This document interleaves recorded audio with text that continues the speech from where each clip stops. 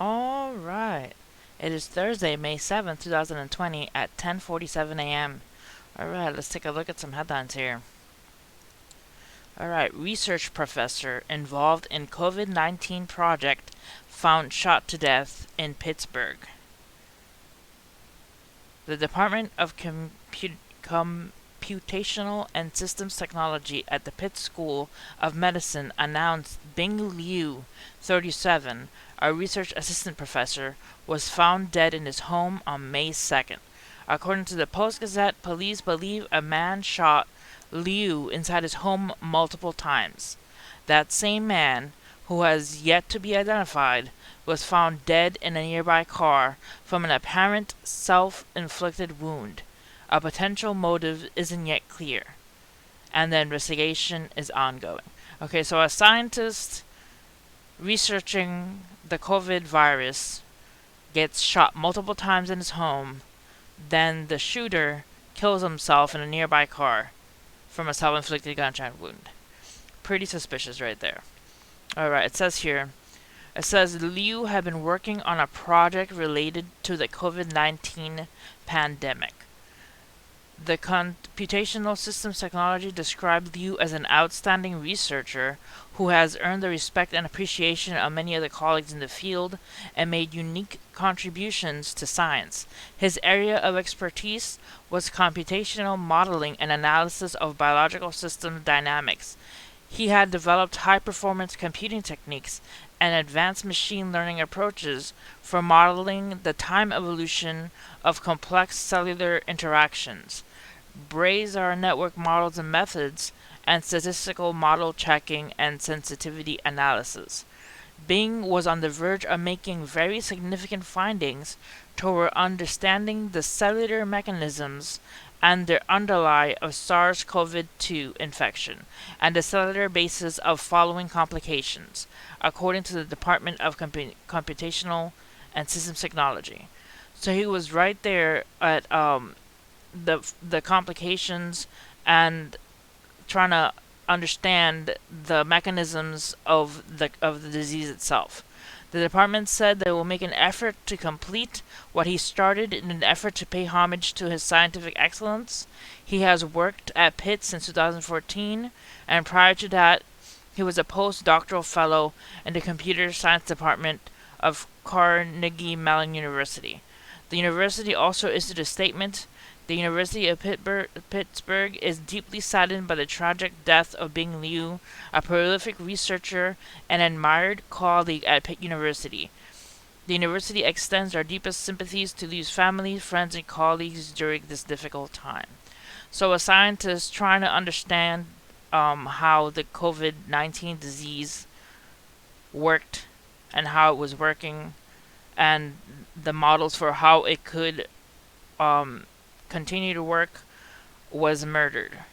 He was shot and found dead, and the person who killed him mysteriously also killed himself. That is pretty interesting. Also, why are Russian coronavirus doctors mysteriously falling out of windows? So apparently, they're killing out doctors or people who are working with this virus. It says 3 Russian doctors working to treat coronavirus patients have mysteriously fallen out of windows in recent weeks, underscoring the country's struggling healthcare system and leading to suspicions of foul play. That's an understatement. It says on April 24th, Natalia Lebedeva, the chief emergency medical services and training base for Russian astronauts, fell out a window at a hospital where she was being treated for a COVID-19 infection and died. Yelena Nopnitskaya, the top doctor at a hospital in Serbia, fell out of a window during a conference call at her hospital and died on May 1st after a week of intensive care. The next day, an ambulance doctor, Alexander Shupevov, fell off the second-story floor window at the hospital where he worked and had been receiving a treatment for COVID-19. He remains in serious condition with a fractured skull. Okay, so there's scientists mysteriously falling out windows. Another researcher who was trying to um, find how COVID-19 worked and looking for possible cures for it, just falls and gets shot and dies. Also, Chinese doctor disappears after blowing the whistle on coronavirus threat. So this is decided to bring this one as well. This story of the doctor who blew the whistle on the disease itself in China also disappears. Says Wuhan doctor Ai Fen, who expressed early concerns about the coronavirus to the media, has disappeared and is believed detained by Chinese authorities. Fen, the head of emergency of Wuhan Central Hospital, was giving a warning after she disseminated information about the coronavirus to several other doctors. She recounted the reprimand in the essay titled "The One Who Supplied the Whistle," which was published in China's People magazine. The article has since been removed. So, a lot of scientists and doctors blowing whistles or trying to find cures or just doing their job and just mysteriously being killed. Alright. Next. Video appears to show Georgia man shot while jogging. Lawyers call for arrest. Ahmaud Arbery, 25, was shot dead in February in Brunswick, Georgia, after two white men chased him, believing he was a burglar. Lawyers to the family of a black jogger in Georgia who was chased and gunned down by white men who said they believed he was a burglar are calling for authorities to make arrest. The attorneys also released a video that appears to show the fatal shooting of the man, Ahmaud Arbery, and an altercation in the moments before. Arbery, 25, was shot to death in Brunswick, a coastal city about midway between Savannah and Jacksonville, Florida, on February 23rd, as he was running through the Satalia Shores neighborhood. Okay, this happened in February 23rd. He was shot and killed. And they still haven't arrested these guys that shot him? That's just crazy. Police have identified the two men that chased him as Gregory Michael, 64, and his son Travis Michael, 34, of Brunswick. Neither has been arrested or charged, and the investigation is ongoing. A prosecutor vowed Tuesday to take care of the to take the case to a grand jury, but lawyers for the Arbery family said authorities don't need to wait for a grand jury to make arrests. There are a number of agencies that can go out and make these arrests today. That is our demand. The men who murdered Ahmaud should be prosecuted, Attorney Lee Merritt said. Merritt called on District Attorney Thomas Jordan, an outside prosecutor based on Liberty County who was assigned to the case, to issue an arrest warrant and indict Gregory and Travis Michael. We respect that there is a legal process that must be followed in order for formal indictments to take place, but for the safety of this community, for the respect of Ahmaud Arbery's memory, we demand that these men be arrested, Merritt told reporters on Wednesday. The Georgia Bureau of Investigation announced Wednesday that it joined the inquiry of Durden's request. I advised them that we should hit the ground running this morning. We're now assigned the case of three of our experienced supervisor legal agents. GBI director said, I am confident we'll do justice in this manner. Yeah, they should have arrested these guys instantly the second they found out that they shot an unarmed man who was just jogging. That's just wrong. Alright, next. Comet Swan is about to pass Earth and may be so bright it's visible with the naked eye. Last month, astronomers discovered a new comet dubbed C2020 F8, or Swan.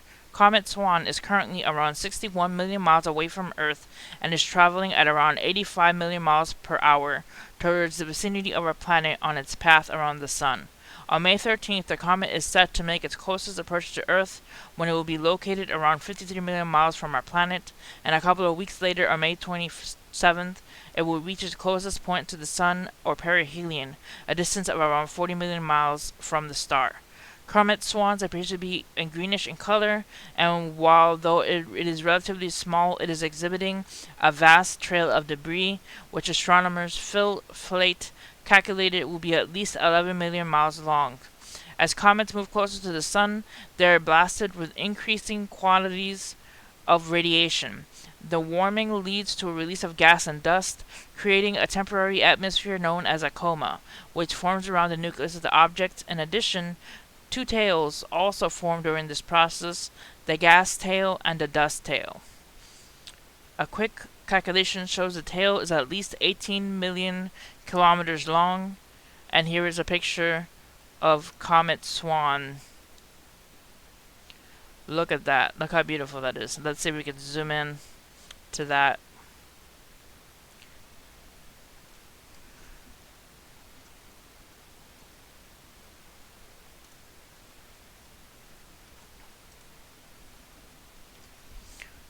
Look at that. That is beautiful. Beautiful blue color, and then look at the tail. That is a long tail of debris. So that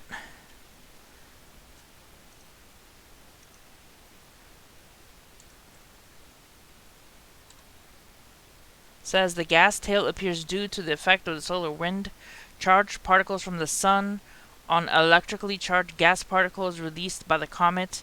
Meanwhile, interactions between photons and particles of light emitted by the sun, the solar wind, and vaporized dust in the comet's coma lead to the formation of the dust tail.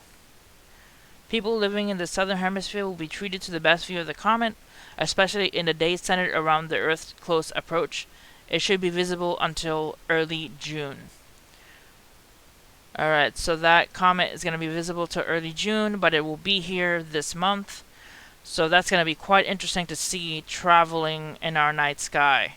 So keep an eye out for Comet Swan, and see you guys next time. Hit like and subscribe for more videos, and God bless you guys.